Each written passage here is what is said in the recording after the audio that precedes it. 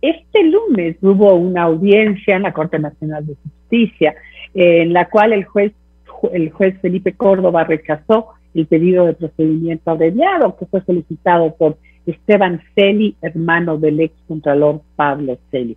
¿Qué significa esto? ¿Qué alcance tiene dentro del caso Las Torres? Bueno, eso es lo que queremos averiguar con el doctor Pablo Muñoz Vaquero. Él es presidente del espacio jurídico con el mismo nombre, abogado especialista en el área penal y derecho público. Gracias por acompañarnos. Muy buenos días, doctor. Quedó planteada la pregunta. Cuéntenos un poco qué es lo que ocurrió en esta audiencia. Esta audiencia era específicamente para ver el caso del hermano del ex contralor, Esteban Celi. Muy buenos días, estimada Yolanda. Muchísimas gracias por el espacio. Buenos días a todas las personas que nos observan. Bueno, sí, en efecto, se llevó a cabo esta audiencia de procedimiento abreviado. Recordando, el procedimiento abreviado es un proceso que lo contempla el Código Orgánico Integral Penal y tiene como fin fundamental el hecho de, como dice su nombre y valga la redundancia, abreviar de cierta forma todo lo que conlleva un proceso judicial penal. ¿A qué me refiero con abreviar?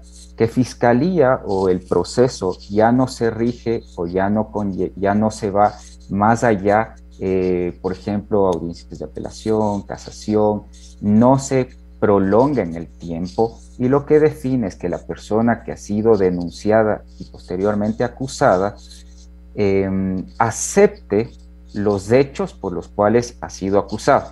Es decir, por ejemplo, entiendo que el señor Esteban Celi ha aceptado que en efecto él participó en el cobro de sobornos. No obstante, un dato curioso y que me llamó muchísimo la atención, se le niega el proceso abreviado aduciendo que el señor Esteban Celi no habría aceptado la totalidad de los hechos que se le imputa, que es uno de los requisitos sine qua non para acogerse al proceso abreviado. ¿Qué tiene como consecuencia el proceso abreviado? La reducción de la pena. Quedémonos un poco, doctor Pablo Muñoz, quedémonos un poco ahí, explíquenos bien así con manzanitas. ¿Qué quiere decir que él no aceptó el tema total, digamos, de la acusación y que por eso no se le otorgó pues esta figura de acortar el tiempo de la pena, ¿no? Entonces, ¿qué es lo que él no aceptó? ¿Qué quedó por fuera? ¿Qué pasó? A ver, en todo proceso penal, Fiscalía tiene la obligación de delimitar qué hechos se circunscriben a la actuación de una persona y cómo esos hechos recaen en una figura penal. En este sentido, Fiscalía ha acusado a Esteban Celi de ser uno de los promotores de una organización, a decir de Fiscalía, la cual buscaba a través de ciertos funcionarios públicos, cabezas de ciertas instituciones, como lo son el señor Pablo Celi, cabeza de la Contraloría General del Estado, buscaban a través del pago de dádivas o sobornos el beneficio a través del desvanecimiento de glosas. ¿Qué operación tenía el señor Esteban Celi? Justamente él era la persona que buscaba a las personas que trataban de sobornar o trataban de ser beneficiarios de este desvanecimiento y con ayuda del señor Pablo Celi fraguaban un desvanecimiento de glosas. Esa es la versión de Fiscalía, ¿verdad? Esa es la versión de Fiscalía. Esos son los hechos que se le imputan a Esteban Celi. ¿Qué pasó? Exacto. Esteban Celi menciona que sí, en efecto, él fue parte de un grupo en el cual se dedicaba a facilitar y viabilizar el desvanecimiento de glosas de cierta cantidad de empresas. ¿Dónde radica la discrepancia por la cual se le niega este proceso de abreviado? Porque él menciona que el señor Pablo Celi no tenía conocimiento alguno de estos hechos, que en efecto Esteban Celi lo habría realizado de manera unilateral y digamos arbitraria utilizando el nombre de su hermano. Esto a decir del juez Córdoba juez nacional, establecería que él no está aceptando todos los hechos y por ende no se estaría sujetando a la figura del procedimiento abreviado. Si a mí me consulta, yo pienso que eso es una extensión arbitraria por parte del juez Córdoba, porque no se trata de lo que diga o no diga el señor Esteban Celi. Eso de todas formas tendrá que demostrarlo Fiscalía en el momento procesal oportuno, que es en el momento que se le acuse ya al señor Pablo Celi. Lo que está mencionando Esteban Celi es que está aceptando la acusación, está aceptando que él fue parte de una organización. Su parte, claro, él está aceptando su parte en el tema, sin embargo está diciendo, bueno, pero lo que tiene que ver con mi hermano Pablo Celi, él no estuvo implicado, entonces coincido con usted, más bien sigo porque usted es el experto en esto, de que cómo así no se le otorga a Esteban Celi la disminución de la pena o el abreviado, ¿cómo se llama? El procedimiento abreviado. Procedimiento abreviado, no se le otorga a pesar de que él sí aceptó su participación. Entonces, es algo curioso difícil de entender.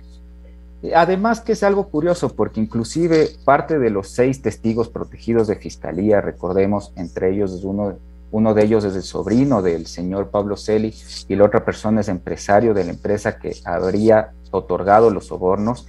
Ellos se acogieron a unas medidas similares en los Estados Unidos. Por ello, el sobrino del señor Celi sale apenas en 1 año y recordemos que él fue acusado por lavado de activos. Y el señor empresario también salió en 2 años. Entonces, si la justicia pretende llegar a una verdad, si la justicia pretende realmente establecer un juicio de reproche, ¿cuál es la hazaña respecto de estos procesos que son mediáticos cuando una persona en efecto dice, sí, en efecto, yo cometí esto, vamos por un procedimiento que me da el Código Penal y listo, inclusive otorgo parte de la reparación integral que se me está pidiendo, si es así el tema. Pero en cambio aquí hay una especie de saña con los acusados y claro, entendería yo que la tesis de Esteban Celi lo que haría, a decir de todo lo que está pasando, es que pierda fuerza la acusación en contra de Pablo Celi, particular que es sumamente errado, porque si se tienen suficientes pruebas, si se tienen suficientes elementos para poder acusar a Pablo Celi, lo que diga el hermano, que ojo, tampoco sirve como un testimonio en contra del hermano, el señor Pablo Celi, tampoco sirve como un testimonio bajo juramento, porque no es un testimonio bajo juramento. Entonces, Fiscalía no tiene nada que perder respecto a lo que diga o no diga el señor Esteban Celi. Más bien tiene mucho que ganar porque se está estableciendo que en efecto hay una organización, hubo una organización que se dedicó al desvanecimiento de glosas. Posteriormente, en la etapa de juicio, ya tendría que demostrar Fiscalía si es que el señor Pablo Celi sujetó o no sujetó su conducta al cometimiento del delito de una organización delictiva o delincuencia organizada. Ok. La defensa de Esteban Celi pidió que se difiera, ¿no? El inicio de la audiencia preparatoria de juicio porque quieren pedir otra vez este procedimiento abreviado. ¿Qué puede pasar ahí? ¿Qué es lo que tiene que hacer Esteban Celi? Tiene que, en esta segunda ocasión, ahí sí, aceptar, como viene desde Fiscalía, la denuncia de que estarían los 2 hermanos implicados, ¿o qué? ¿Qué va a cambiar en una segunda oportunidad? A ver, yo pienso que es un derecho que tiene, o es un derecho absoluto que tiene el señor Esteban Celi el solicitar cuantas veces él desea un procedimiento abreviado, porque en efecto está aceptando los hechos. O sea, los postulados del procedimiento abreviado se cumplieron en esta etapa del proceso. Ya, pero ¿qué tiene que hacer él para que el resultado sea distinto? Yo pienso que sería un error nefasto para este proceso, uno más, el que cambie él la tesis con tal de acogerse a un procedimiento abreviado. ¿Y por qué digo que sería un error? Porque sería sumamente contradictorio. Instantáneamente, en el momento que el señor Esteban Celi acepte la tesis del juez Córdoba, que no es la tesis de fiscalía, automáticamente, pienso yo, se estaría vulnerando sus derechos al debido proceso y a la defensa, porque se estaría coartando o coercionando su ejercicio de derecho a la defensa. Se estaría bajo presión estableciendo hechos que él está diciendo que no pasaron.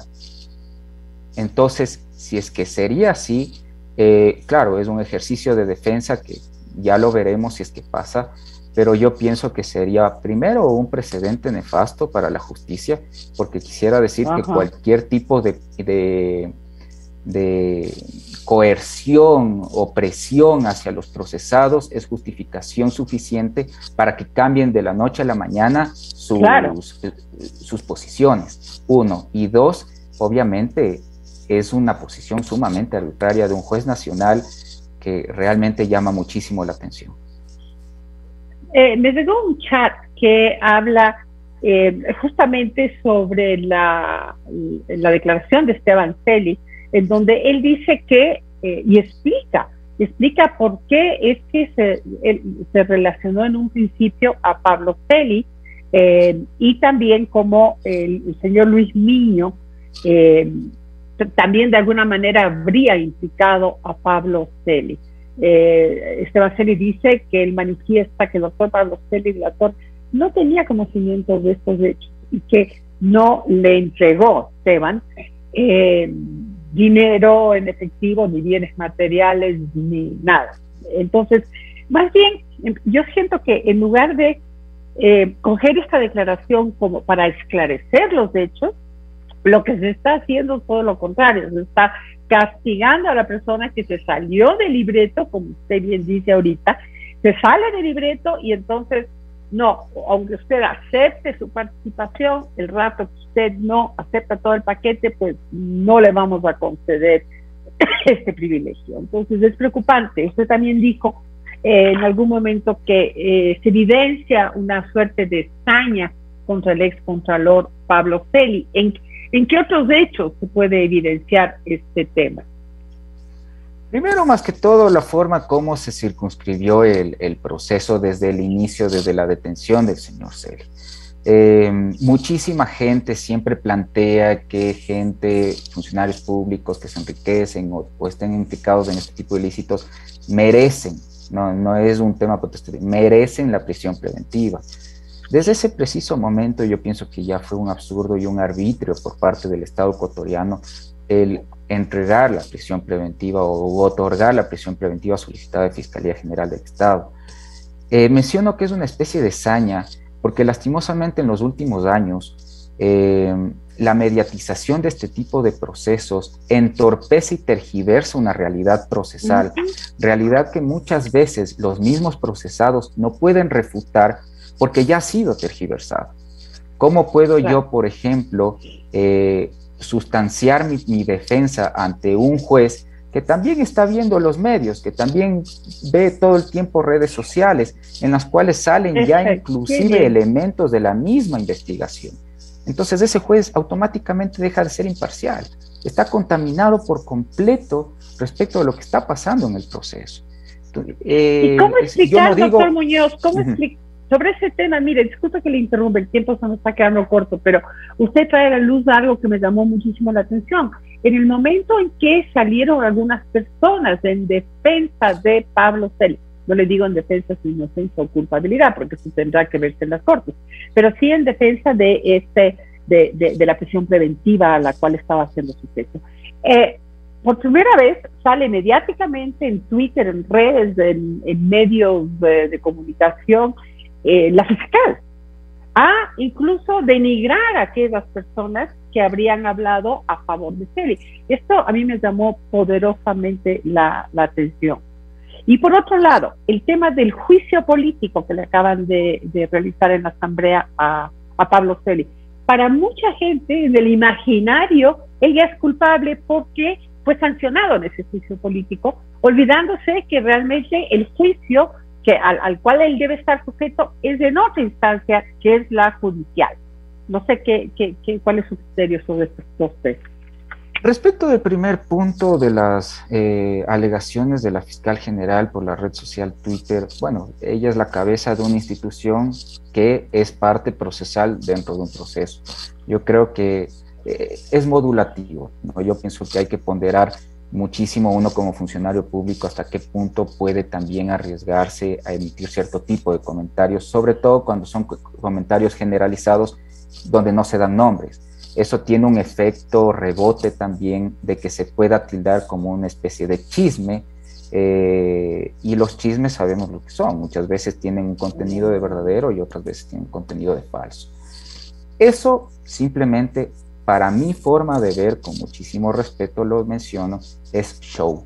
Lo mismo que pasó con el juicio político en la Asamblea Nacional, una asamblea además cuestionadísima, en la cual se mediatizó de tal forma que se tergiversó nuevamente y se utilizó elementos del proceso penal para el juicio político. Es decir, el estado de inocencia en este país se está destruyendo poco a poco y la gente no está midiendo que puede tener un efecto boomerang sumamente grave a futuro con las eventuales autoridades que vengan al sector público. Hoy por hoy, en teoría, el principio de inocencia para un funcionario público no existe.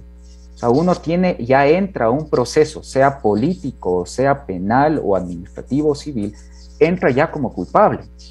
Entonces uno tiene que defenderse como delincuente y no como una persona inocente.